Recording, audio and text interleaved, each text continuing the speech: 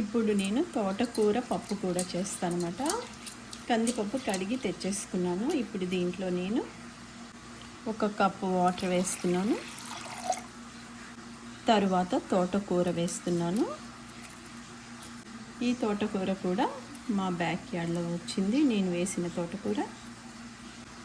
కొన్ని ఉల్లిపాయ ముక్కలు, చూడండి కొన్ని పచ్చిమిరపకాయలు, కొంచెం పసుపు. చూడండి, తోటకూర పప్పులో చింతపండు వేస్తే దాని రుచే వేరుంటుంది. కానీ ఇప్పుడు చింతపండు తినకూడదని అందరూ చెప్తున్నారు కదా, అందుకని నేను చింతపండు బదులు ఫ్రోజన్ మామిడికాయ ముక్కలు వేస్తున్నాను. ఇది ఫ్రోజన్ మామిడికాయ ముక్కలు. చూడండి ఇప్పుడు మామిడికాయ ముక్కలు వేస్తున్నాను. తోటకూర కందిపప్పు, ఇది పులుపు కొరకు నేను మామిడికాయ ముక్కలు వేస్తున్నాను అన్నమాట. చూడండి, వెల్లుల్లిపాయ కూడా వేయాలి, కొంచెం జీలకర్ర. చూడండి, ఇప్పుడు మూత పెట్టేసి ఒక 3 విజిల్స్ వచ్చాక తోటకూర మామిడికాయ పప్పు రెడీ అవుతుంది. పోపు వేసేది కూడా మీకు చూపిస్తాను.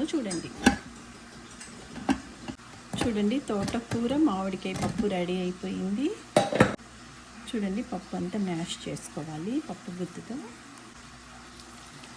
ఇట్లా మెత్తగా చేసుకొని కొంచెం నీళ్ళు వేసుకొని తాలింపు వేసుకుంటే తోటకూర మామిడికాయ ముక్కలు వేసిన పప్పు రెడీ అయిపోతుంది అన్నమాట.